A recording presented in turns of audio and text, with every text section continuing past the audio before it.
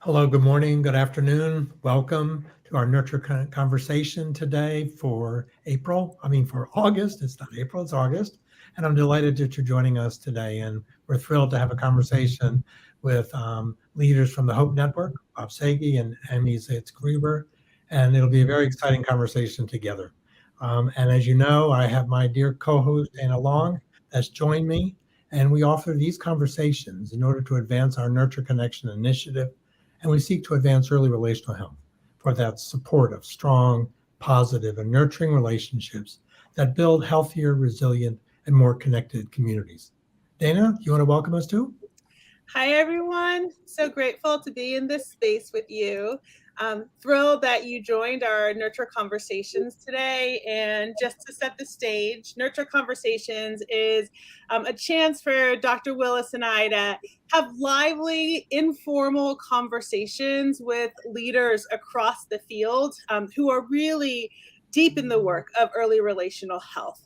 So, early relational health is transforming families and communities, and the Nurture Connection Lively live stream offers an opportunity for us to have fun and meaningful conversations in this space. Our experts are all across the nation, and they share their personal narratives with us, their innovative pilots and programs, groundbreaking research, and advocacy efforts. So, thanks for being here. Thank you for inviting us. It's so great to have Dr. Bob Sagi and Amy Zitz Gruber with us today because they are deeply connected in the movement from the Hope Network, Health Outcomes of Positive Experiences. And this work, Bob, I think has been going on for, we're talking about 3 years now or so? About 3 years, yep.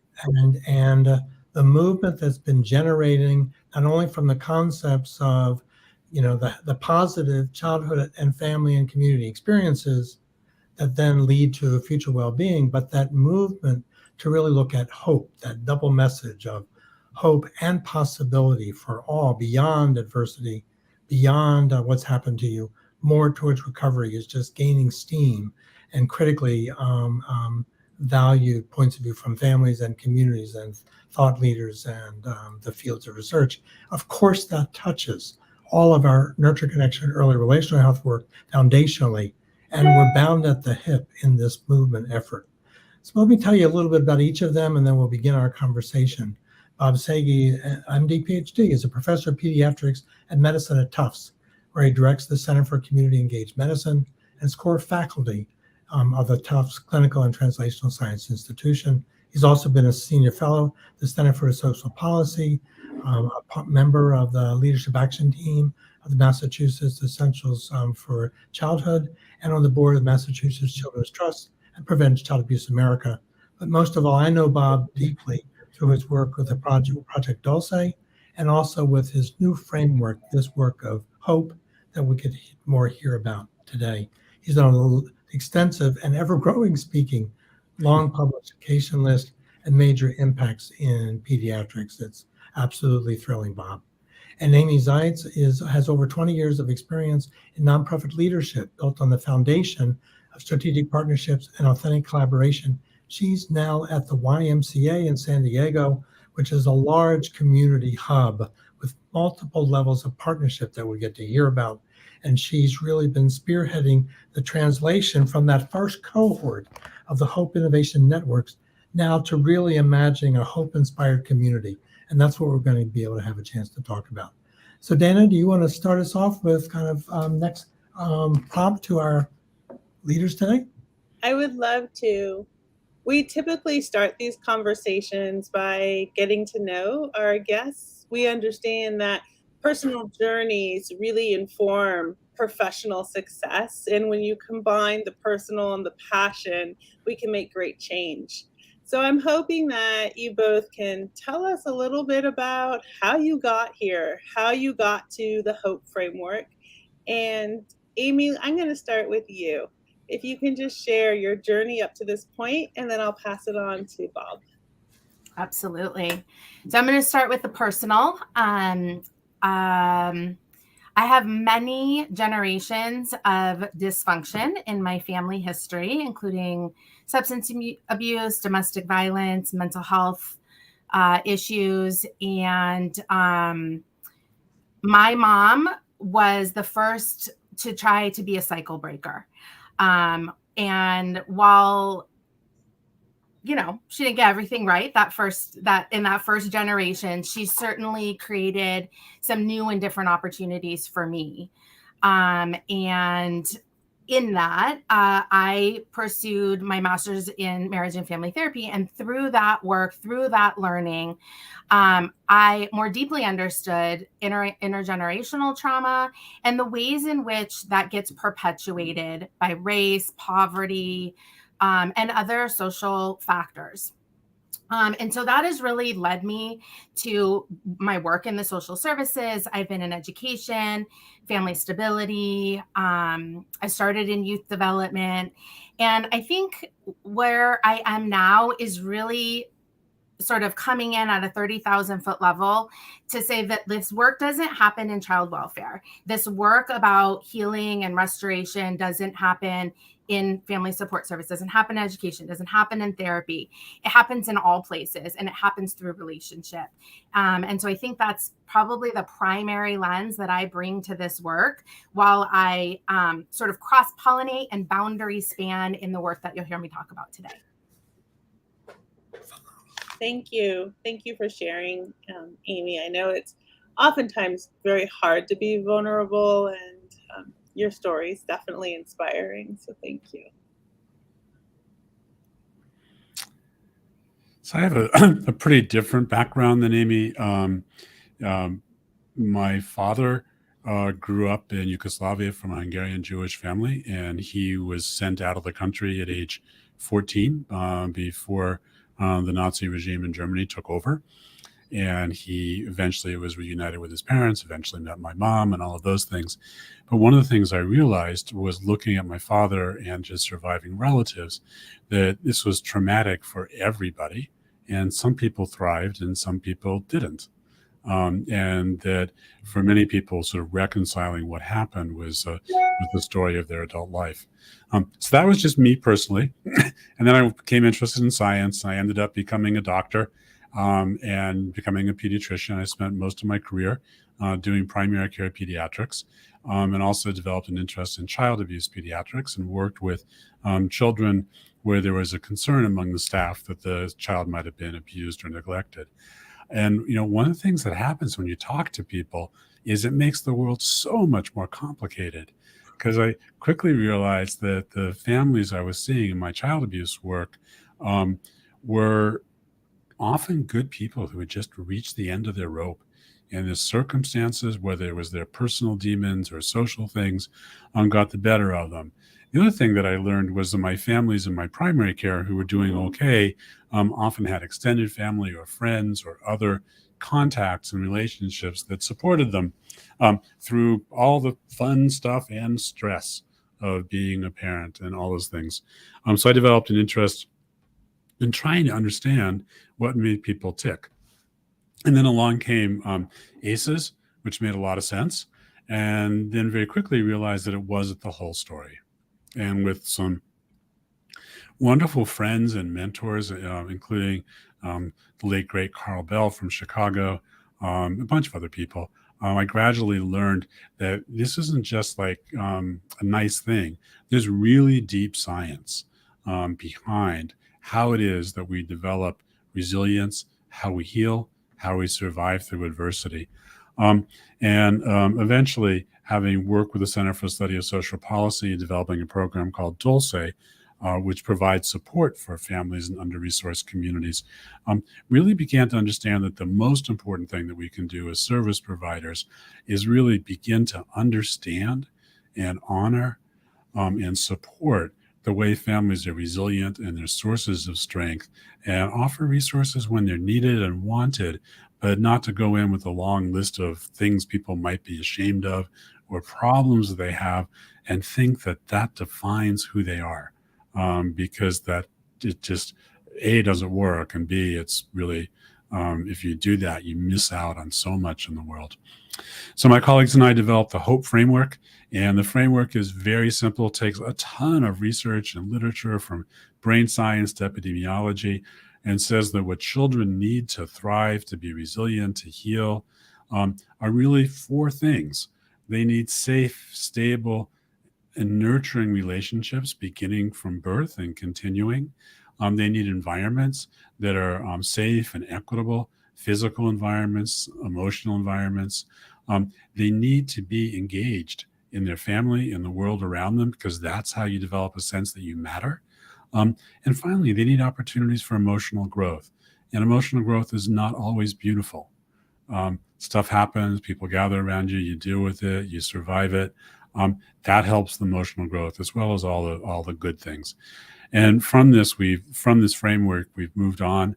And now, and what I'm so excited about being here with Dave and Dana and joined by Amy, is we're moving from just talking with providers about this change in mindset to talking with organizations like the Y and seeing what happens when you transform a child and family serving organization, so they begin to understand that engagement and supportive relationships and all of these things is really what they're about. And I was in San Diego in January and completely inspired by what the Y looks like, from Amy, the person at the front desk, everybody else. And the culture there is just this warm, engaging place. And we spoke with people from the youth basketball and from the foster children program and everything else. It was a wonderful week. And I hope that today we can talk about what it means to transform the way we care. Because one of the things we struggle with is, how do you do something in an organization that doesn't get it? And now we have an example of an organization that completely gets it. Bob, I want us to really set the record straight here and announce, so that everybody knows, that as the principal investigator of the Pearls tool, I support the whole framework. I believe that trauma needs to get balanced by healing, safe, stable, nurturing relationships, communities. We have to understand that whenever there is trauma, there's also this opportunity for repair. And I think both things exist simultaneously. Yep. It actually is hope that is the solution. And so I just want to make that known, that I have so much admiration for the work that you're doing. And I do think that we need to be solution oriented and always focus on resiliency factors and how to support children and families. And Dana, can I lean in? Similarly, Bob, what I wanted to ask you as I listened is, and when was the moment that you knew that you need to lean into PCEs and hope beyond the pressures of evidence-based medicine, trauma, injury, illness, disease, disturbance, blah, blah, blah? When did you know, and why? I'm really curious about that moment. Yeah, there are a couple of moments, but I think the moment when it really came home that we had to do better was ACEs was a while ago. And ACEs was a hot, new, shiny new thing. And I was up in New Hampshire talking with the community group about ACEs and how it helped us understand kids, and about the original study and the science and the brain science and all this stuff. And I got a lot of pushback from the community groups, because they were saying they were already labeled and you're just labeling us more. And at that time, there had been a recent paper that had a map that showed ACEs by neighborhood, which didn't really help anybody. And then afterwards, a social worker who worked with child welfare, came and spoke with me after the meeting. And she said that she wanted me to know that she does this thing with kids who are aging out of foster care. And she has a group of them. And somebody from the state came and had everyone do their ACEs scores, their own ACEs scores. And not surprising, kids who are aging out of foster care have high ACEs scores. Right. And then she proceeded to tell them what their chance of suicide was on a certain ACEs score. And she said it took her months to unravel those teenagers. And then that was the moment, David, when I realized that it's really informative from a public health point of view to understand trauma. It's really informative as a clinician when someone has problems to understand their trauma, but it's not enough. And you can't stop there. And I think that I left that meeting a little bit shaken up. Mm-hmm. Yeah, I hear you. Yeah, I've had a similar journey way back, having learned the power of relational healing, working intimately with families as I was learning, therapeutic processes of being in relationship with people, watching healing happen and being witness to it by belief that it could, then up against what I was hearing in the child welfare sector of the deterministic sense of, bad outcomes. And then I met Vince Felitti and started realizing that so many of what he was discovering of ACEs, these are parents who now have young kids. And oh my God, where's our prevention strategy? Mhm. Breakthrough building relational healing, because we knew it could be done. And that's what got me going into this early relational health work, get upstream as far as we can, partnering to the strengths of families to heal and grow together. And then you run right up against bias and negativity and perspectives and the like. So hence our journey together. So here we are. Amy, like you, what inspired you? What was the hook of hope that had you be first in the first cohort, leaning so much further from the Innovation Network and now to where you are? And then we really want to hear what's happening in San Diego around the YMCA work. Great. Well, similarly, I think the hook came through ACEs. And the reason was because California had just a few years ago began reimbursing pediatricians to do ACEs screenings. And we were really excited in the beginning. Like, this is so great. So many folks on the health side in San Diego hadn't really been exposed to ACEs or sort of the framework around ACEs. And so we thought, oh, this is such a great opportunity to engage in some conversation around shifts in service delivery and the importance of relationships. And when we started doing the ACEs aware work here in San Diego with health and social service providers, we realized, oh, we're thinking about this very differently. And we were hearing this deterministic approach to ACEs. And we were hearing primarily pediatricians saying like, oh my God, this family has an 8. What do we do? And we thought, well, you just show up as a human and understand where they're at and what they need. And so we realized we had some different work to do than what we thought the work was going to be when we got started. I'm going to share another piece to this puzzle, and then I'll talk a little bit about how this became a hook and how Hope has sort of established some roots here in San Diego. So within the YMCA, I'll share that we're a large organization here in San Diego. We have about 4,000 employees. We're county-wide. We serve roughly 1 out of 5 San Diegans through both our traditional branches, our social services, and our out-of-school time program. So we have a pretty far reach in terms of opportunity for impact. A few years ago, probably 5 years ago, we started to rethink on the social services side.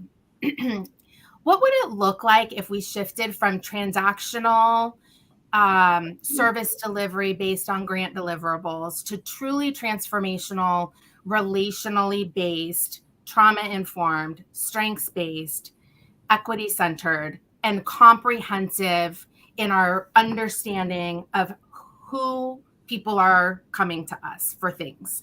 So we started with the Strengthening Families framework out of CSSP. And we really spent 2 years sort of getting all staff grounded in the protective factors framework. It was such a significant mindset shift where it had been like processing documents was my job to thinking about my job is now as a case manager to understand who this family is in front of me, what their strengths are, what their struggles are, and how I can support them in terms of resources or referrals. So our journey at the Y really started with Strengthening Families. So that was about 5 years ago. About 3 years ago, this ACEs aware stuff at the state level started. And we found ourselves kind of in this interesting situation, right? Where we were doing some internal work and we were engaging with partners with some fairly different kinds of conversations.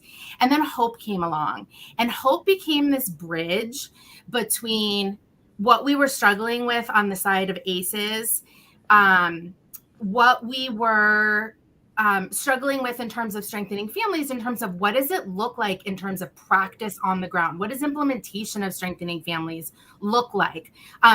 You all know, as a framework, it's not prescriptive, right? And so right sizing that to a staff of 4,000 was really a challenge with all different roles and responsibilities, audiences, and populations. And so Hope really became this opportunity for folks to, one, see what they were doing well in the Hope building blocks. Like everyone across our organization can get exposed to Hope and be like, oh, I'm doing something in this area. Mm-hmm. I'm being relational. I'm mindful of the environment. It might be more physical safety oriented than emotional, but everyone can see themselves in the Hope framework. And so we really started to combine all of our staff onboarding training to the Strengthening Families framework, to racism as intergenerational trauma, trauma-informed practices, and Hope. So we combo those all together for every staff that starts at this organization. And then we provide ongoing implementation support as needed. So we've gotten away from this train and pray approach that has happened for a long time to an integrated learning approach, right? Where it's like, we sent 4,000 people to a training and they put their binder up on the bookshelf. Well, we don't have bookshelves anymore, right? Because we're all fortunate. But we also know that wasn't enough to change culture.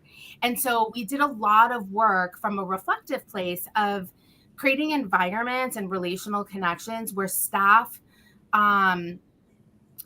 were able to share their vulnerabilities, right? So Dana, I appreciate you calling that out. And when we do family engagement work, we have families that are coming with vulnerabilities purely because they're coming for an entitlement program. So there's a vulnerability there. And like, we really felt like from a equity and power sharing perspective, it was important that we started to flip the script on that and how we showed up, our expectations of staff.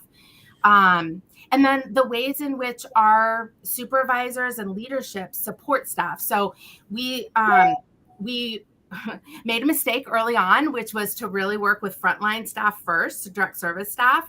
And then we realized, oh man, we didn't support supervisors to show up differently for staff to show up differently for families. So we doubled down on supporting staff leadership. And Bob and Amanda from Hope have been so amazing in creating Hope-informed supervision, reflection questions and guides, and other implementation supports like that. So that's a little bit of what's been going on internally at the Y. I think I'll pause there, see if you guys have any questions, and then I'm happy to share about what else is happening at the community level. Dana, your thoughts? You know, I have lots of them. I was just doing fun out of respect for everyone. So, Amy, I was taking some notes as you were speaking, and initially you had mentioned that of the 4,000 employees, including the case managers, they really are sort of assessing Hope and these protective factors. Can you talk a little bit more about how they're doing that, what it actually looks like in an interaction with a client? Yeah, so I'll say, I mean, we are still in our journey. So I wouldn't say we are sort of fully in that yet. I think the first step for us has just been getting folks foundationally oriented to the Hope building blocks. So holding that frame in mind. So I would say it starts with that. It has started with that awareness building. And then what naturally has happened, so every time we do a training, we always host a reflection session to say, what are the implications of what you've learned? What does this spark for you around your existing program practices or policies? And we elevate it up to that departmental leadership. And so what organically has happened is folks going through the initial Hope training and saying like, why does our policy have us do this? That doesn't fit with the Hope framework. And so we've seen shifts in language around sort of intake paperwork. We've seen a dramatic shift in one particular program from a needs assessment to a hopes and strengths inventory, right? So they completely like flipped how they're engaging. Mm-hmm. It also starts with, they have decided that instead of just like engaging for required grant activities, they do ongoing engagement with program participants throughout the year because they know relationally that's really important, right? So I think those are a couple examples of not necessarily an assessment, but like an inward look at what are we doing? How does it align? And where do we kind of start to make these shifts? And then honestly, once they make them, then they realize, oh, why are we doing this way? What about if we do it that way? Which has also been such an important reason why having leadership join in on the journey. It's just been so critical. I just want to add, Amy, thank you so much. And thanks for the shout out to Amanda, who runs our training and technical assistance. We developed a couple of different tools that may help answer this, because one of the things that some of our practices, medical practices, did is that instead of making another checkbox, they have a piece of paper with 4 squares for the 4 building blocks, and then some questions that people fill in, whether they're older children or parents, about the relationships that are important to them, the environment. Where do you feel safe? Where do you feel protected? Engaged, like what do you do after school? Are you, how do you support your family? All of those things. And emotional growth, things about child-centered play, nature, just some open-ended questions that people fill in. And so it becomes not like a score or a checkbox, but a place where you can really begin to understand the child or parents with you. And I think that's a little bit of a change in mind on how we do an assessment, because it's not check the box what your score is. It's how people describe their own strengths and sources of joy. And of course, people have problems. That's why they come for services. So we get there. But you start out by knowing some of those things. And I love Amy's comment that we also had that journey where we ran workshops and we went to statewide meetings and stuff, and people were all excited, and they go back to work, and the boss, and we did some follow-up with people, and so I went back to work and we talked about it. But my organization, we're required to do X, Y, and Z, and my advancement in the organization and my keeping my job depends on doing more X's, more Y's, and more Z's. And this was sort of viewed as, oh, that's nice, like kind of pat in the head. So now we're really doubling down organizationally on thinking about the policies, the supervision, the support, because we're 100% convinced that even whatever service organization you're in, you can be much more effective at working with people and families if you start with a basis of respect and admiration, and set you up to collaborate to actually get people the help that they want and need, rather than evaluating them and giving them a list of things to do. And that's kind of where we are, and that's really been quite an interesting journey. Amy, I think that you really captured it so well in helping us create the hopeful supervision, because people need to live this in their work life. And one final thing, and then I'll stop, is the other thing that many people who go into child serving organizations, home visitors, whatever, themselves have a history of trauma. So when we do these hope things with people, you can just see the light bulbs go off. People say, well, that's why I'm the person I am. It's because my grandmother cared about me, or I sang in the choir and I developed all these friendships, or whatever it is. They're thinking about their environment, about their relationships, and it becomes very personal. And that is one of the most rewarding things about doing this, is helping the service providers understand themselves as well as their families. It's so fascinating. I've been hearing Brenda Blasingame recently talking about, the liberation movement, and the liberation for all of us as we break through cultural racism that's surrounding us. Like a recent paper talked about in Melbourne Quarterly that talked about, the water surrounding the iceberg of racism, and all of us live in it, that cultural racism. And I'm curious, Amy, as you're working in the YMCA, you're touching 1/5 of the population of San Diego County, 4,000 employees, all of whom have stories. How does anti-racism become visible? Where are the hard dialogues? Where are the structural and cultural racist issues that we're all wrestling with? How do you see them And how does the Hope Network open that up? Because certainly over here in the early relational health space, the Nurture Connection, it's all over everything we're talking about. And I'm curious what you're witnessing.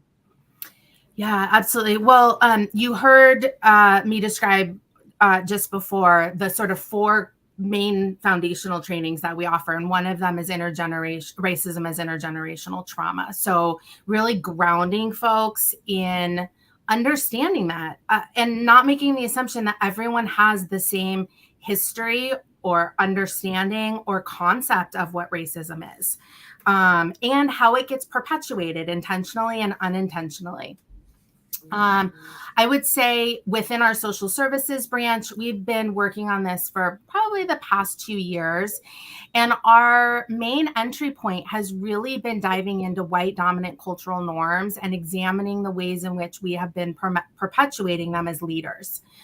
So thinking about the ways in which we've maybe valued progress over relationships, or prioritized different types of documentation, like written documentation over narrative and storytelling, qualitative and quantitative data, really slowing down and taking a look at ourselves in what are the values that we have individually and collectively as a leadership team, and then what are the ways that we may inadvertently be perpetuating white dominant norms that contribute to inequities, disparities, disproportionality. I think a concrete example that we look at specifically related to the childcare space is suspension and expulsion, whether that's in preschool or out of school time programs.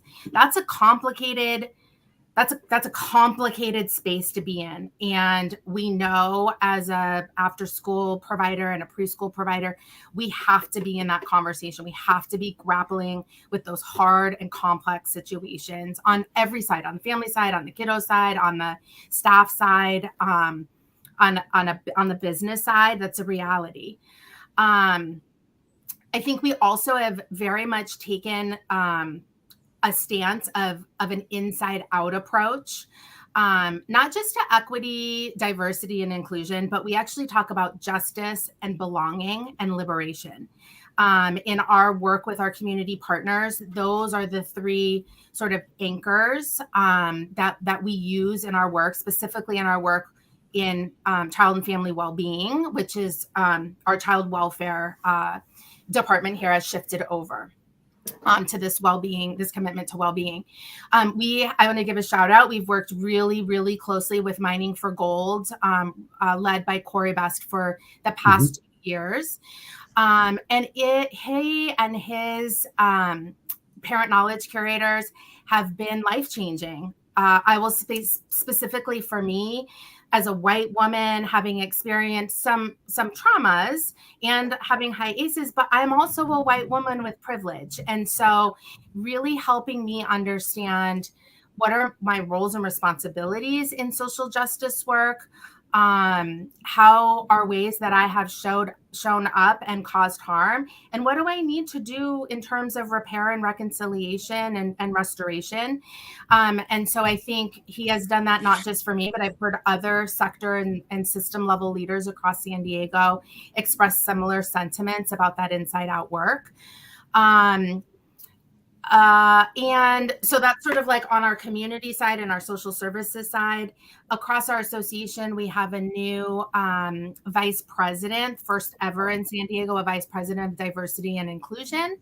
And so I'm really hopeful about how Hope will get integrated into that work as it ramps up. It's brand new within the last month. Amazing. David, can I give like a really concrete example? Because we've been doing work, as you know, with Dulce, another program that reaches young children, and we do where Dulce does all these screens. And so there's one community where many of the people lived in substandard housing. It was overcrowded, but the program allows the family specialist to talk with the family about their priorities, and getting less crowded housing was not a big priority because their crowded housing was multi-generational. and they had support from their aunts, their sisters, their father, the whole family was there. And if they got better housing from a different perspective, they would be dispersed and lose all of that support and those relationships that made their family work. And for me, learning about that, it wasn't that they wanted to be crowded living in substandard housing. It was that we, in setting up the official U.S. Department of Medicaid and Medicare Services social determinants of health screening, didn't do it from the perspective of cultures where extended family is really central, and our nuclear family is a little bizarre. And it was just it was that cultural thing that was missing. I'm so glad you brought that up. It's like the abundance of relational experiences. Yeah.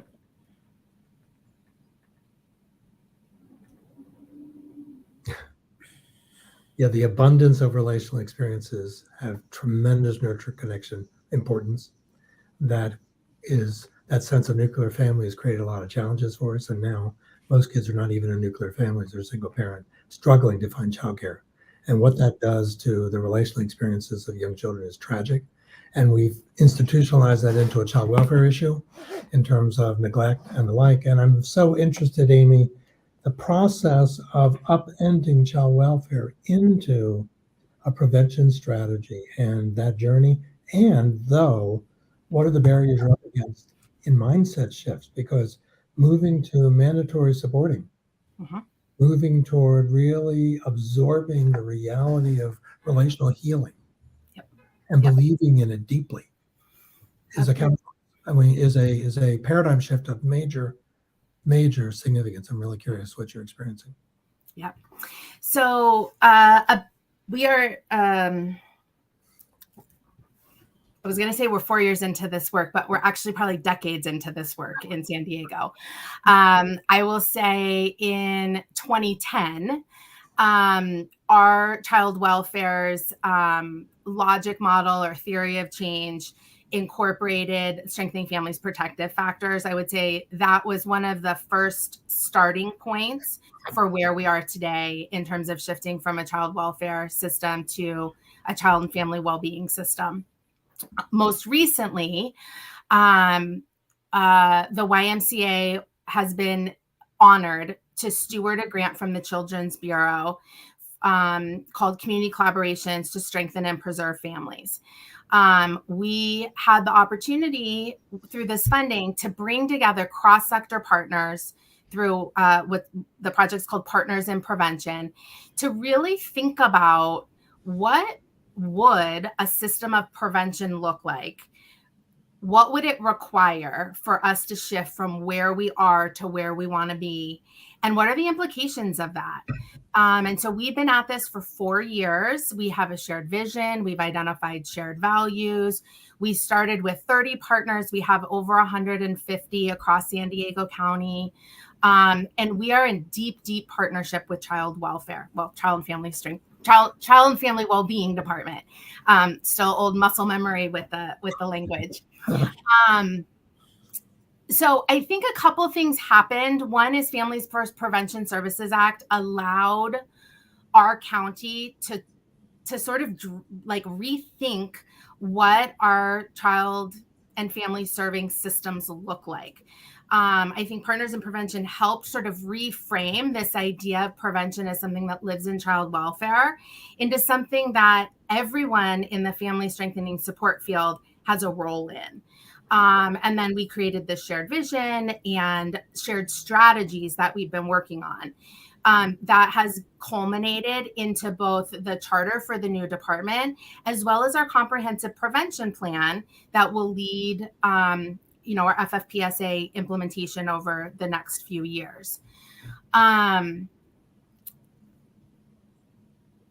think that I want to just say like how I never thought this would happen in my lifetime, and to happen in a county as large as San Diego and to see as much support as we have for this happening. It's like a dream come true. So I want to say that out loud. I'm ecstatic about it. And there's hard work ahead. I think some of the challenges do have to do with mindset shift. Folks nobody got into this work. I mean, we hear stories about social workers and child welfare services that, situations that don't turn out well. Nobody got into this work to do poorly for families. Everybody got into this work because they care about families, because they want to do good, because they want to change trajectories. And we have systems and structures that have been in place from the foundation of child welfare and the battered child syndrome origins of child welfare that have informed our approaches, our mindsets about what kinds of families are good and what kinds of families are bad, what safety and protection looks like. I think a concrete example of what has shifted is this idea of conflating poverty and neglect, which is, now policy change at the policy level in California. But I think that's a really good example. We also see from like an equity perspective, there are lots of cultural beliefs around parenting, and white dominant cultural norms are what have driven child welfare decision making. It only means what we make it mean, right? There can be a lot of approaches. And so I think one of the things that's happening here in San Diego that I think is really going to move us from mandated reporting to community supporting is the creation of a community response guide. And we've been working with Evident Change and Casey Family Programs as well as, of course, being stewarded by Child and Family Wellbeing Department. And that work is really looking at the data around reports, reporter type, and then outcomes, in terms of substantiations of investigations and those reports. And then leaning in to understand what is the training, what is the messaging folks are getting about safety and protection. And is it working is also the question, right? Like just because you make a report, what we hear a lot about is, folks making reports to child welfare because they're concerned about a family. It's not actually a safety or protection issue. It's a resource and referral and probably impact of poverty issue that really is better served by a community resource and a trusted community-based organization. But we haven't had the infrastructure to navigate folks to that, right? And so this community response guide work will serve as both a new decision-making tool, a screening tool and infrastructure, as well as new referral pathways where families can get connected to the things they want and need not from a family policing and surveillance perspective, but from the perspective of let's get folks connected to the things they need to thrive. Amy, that's so wonderful. And it just reminds me, we've done some work with judges in family court, particularly in Michigan and elsewhere. And one of the definitions that they're required to do is make sure the child is safe. And we've been working with the judges on what does safe mean. So from our point of view, safe means the opportunity for relationships, for a safe environment to live, learn, and play, for being engaged, and to be able to have their emotional growth addressed. So what that means is if a child is taken into foster care, but they're part of a team or they're part of a spiritual community and they're engaged there, how does the Child Welfare Agency help the child maintain that engagement? And also, if the Child Welfare Agency does family finding and turns out that there are relatives who care about the child but can't care for them, how can the system make sure that when the child's in temporary care, that those relationships are continued, and on, but using hope as a way to redefine what safety means, which is what the judges are required to do. And it's been a wonderful back and forth because what the judges have told us is that some of their power comes simply from asking questions. So when they ask the Child Welfare Agency, what other relatives care about this child and how are you maintaining that connection?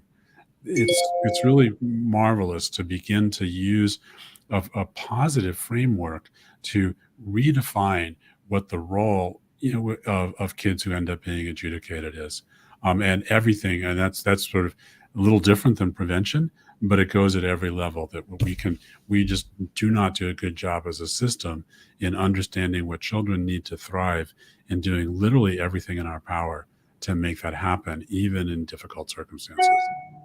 Bob, I love that. I'm wondering if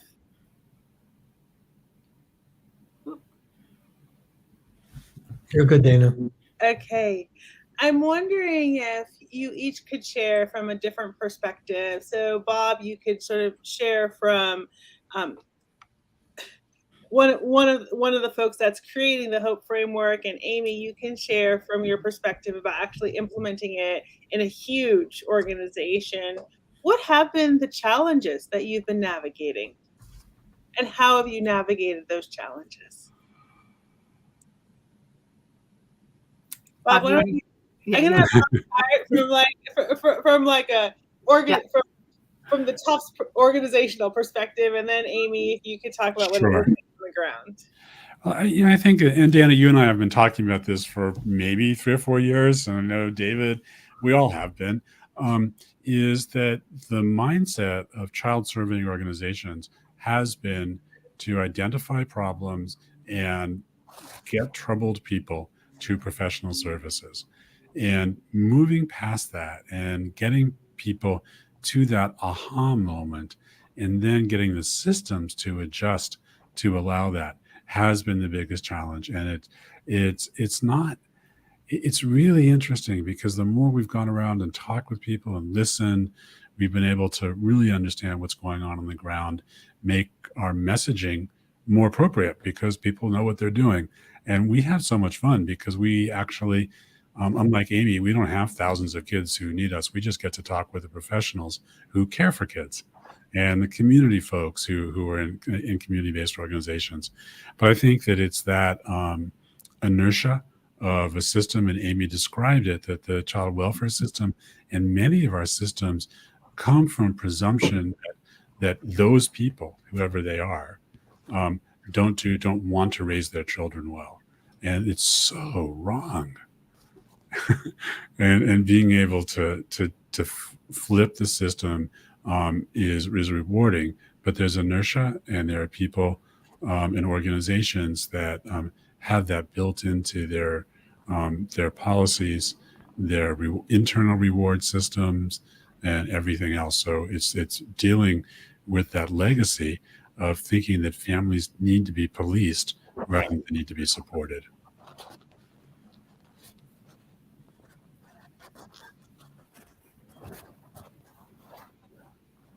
Go ahead, Amy. Tell us from your perspective about the challenges that you've been addressing. Yeah. So I think there's a couple levels to it, and I think the maybe not the first, but I think the first one that often comes to mind are funder and contractual requirements, right? So figuring out how to, and Bob was kind of talking about this also, figuring out how to fulfill requirements, but doing it in a different way. So not changing the what, but changing the how. And that takes time. It takes relational trust. It takes organizational capacity. Like, for example, I have a team and we serve in a consultative role with departments to help them figure that out. I think putting that thinking on folks who are doing the work and maintaining fiscal sustainability is too much, right? There has to be an outside thought partner to not outside, but some objectivity and time and capacity to help think that through, because otherwise you just keep coming up against it. Oh, I can't do that because it doesn't meet that. Okay, wait, is that true? Like being able to slow down and ask the questions around, is it true that we can't do that? Or have we just never done it before? Have we not asked if we can change it? So I think that's one piece that's really important. I think the other is that culture change is with human beings who are complex and come with lots of perspectives, opinions, strengths, and experiences. And figuring out how to right size the pace of change, I think, has been something we've struggled with. One is there are some folks who are like ready to go tomorrow. There are some folks who are like waiting and watching to see what happens. Is this just the flavor of the day? And then there are folks who are never going to get on board. And how, from a support and supervision perspective, how do we hold that? Hold respect for different opinions, and also keep that stake in the ground around this is where we're going. So I think holding both consistency and flexibility with that is hard. Those are the things that kind of keep me up at night. I love that dogmatic approach where you recognize that this is the direction we're going, and that there are some folks that are on board. That's not going to change your direction, but it might change your pace. I think that's fantastic advice.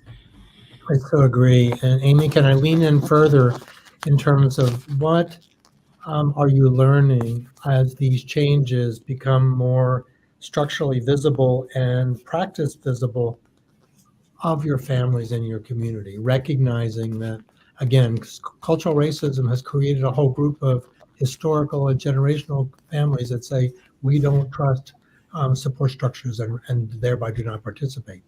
Are you seeing any evidence that this HOPE approach and these transformations by trying to move in a mindset shift, which are generational and deep, that you're starting to hear from families, some sense of we're starting to feel it, we're starting to sense it? Thank you. Can we lean in through it? What are you discovering? So I don't know that we're seeing it other than anecdotally at the family level yet, but what we are seeing is change at the staff level. So, staff saying, staff reporting more meaning in their work, more satisfaction in their work, more purpose in the work, more connection to our mission, vision, and values. I think also hearing folks talk about their work differently. Like, we had some folks who would say, like, my job is to make sure that this documentation file is accurate and complete. Now saying, my job is to understand what this family is going through and to walk with them along this path where they want to go. So narratives that are changing in that way tell me that this is working. I also hear folks, this is very specific and concrete, but folks do show up with distrust of the system, and sometimes staff would take it very personally, and they would feel like this person doesn't like me, or I did something wrong. And I think we're starting to see staff hold a different lens to that, which is, gosh, this person must have gone through a lot. I wonder what happened before they showed up here to have them showing up like this. So for me, I would say I'm seeing an increase in understanding and compassion, which then helps folks show up more relationally, right? Because there's like this, I just see the work being driven more from the heart than from like papers. And I know that's maybe not evidence, but I think anecdotally, we see it in real life all the time. I think Bob talked about how our front desk, our reception folks are so amazing. Like, you walk into a branch and they're like, say hi to you by name if they know your name. They welcome you very warmly. They make sure you feel like this space is a place you belong. Like, those are things that I feel like if we could do everywhere, what a game changer that would be. Right? If you walked in to access a social service and you didn't come up against any sense of shame or disrespect or embarrassment, but pure sense of belonging, how powerful that could be in changing folks' lives. Well, I know that the Surgeon General of Vivek Murthy would be really thrilled to hear about that sense of welcoming, belonging, and engagement. And it does start with every one of us and how we are in readiness to embrace. Creating a belonging and benevolent community, is all we can do to then help the change that we hope to see. So it's amazing, Mamie. It's amazing work. Amazing work. Dana, do you want to key up the last couple questions? I would love to. I would really like to know what you see as what's next.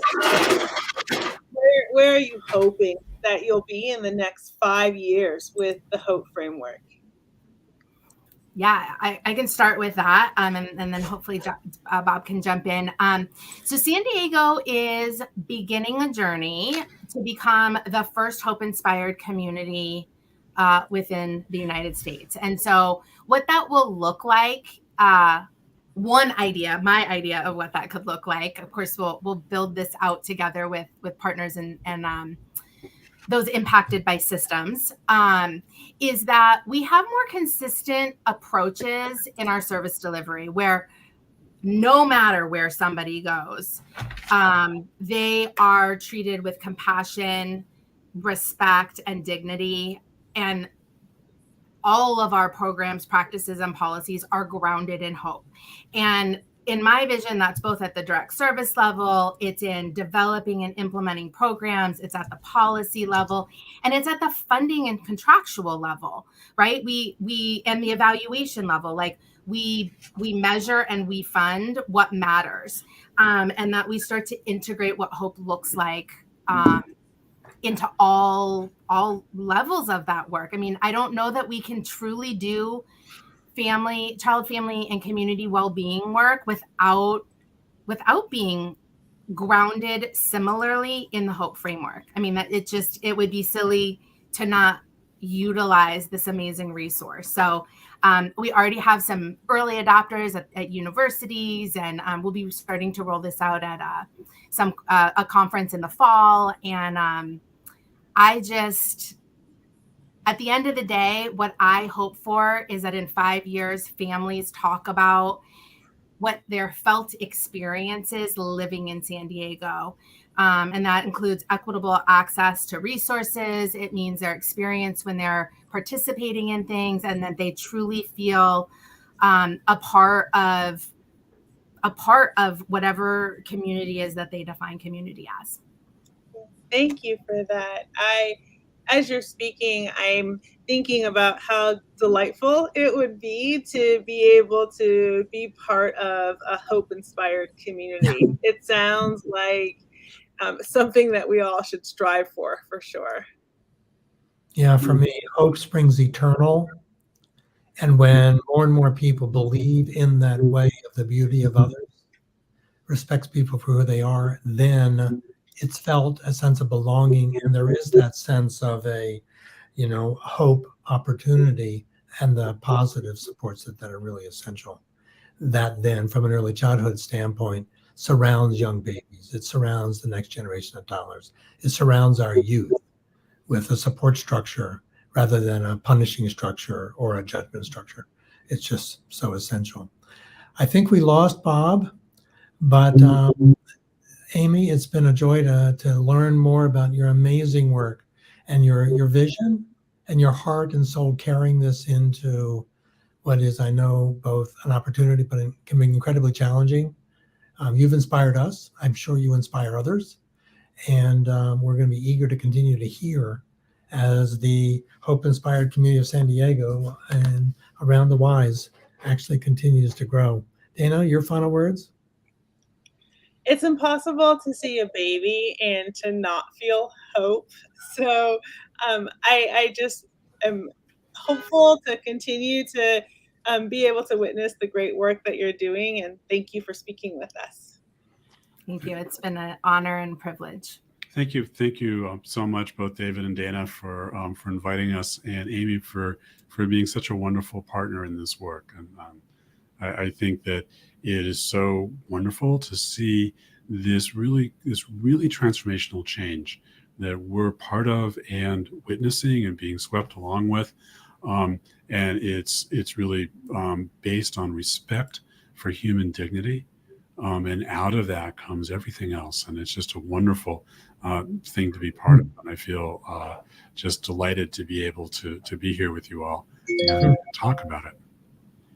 So Bob, we love that we're bound towards this power of nurturance, the power of relationship, the power of connection, the power of belonging, and being eyes wide open to how our cultural racist structures have disrupted all of that. But we're starting to believe in the emergence of a benevolent world and community where hope is felt and known and shared, which can certainly allow all of us to start feeling that sense of, of freedom, that sense of growth. And so thank you for your times together today. Thank you all. Bye-bye. Bye. Bye.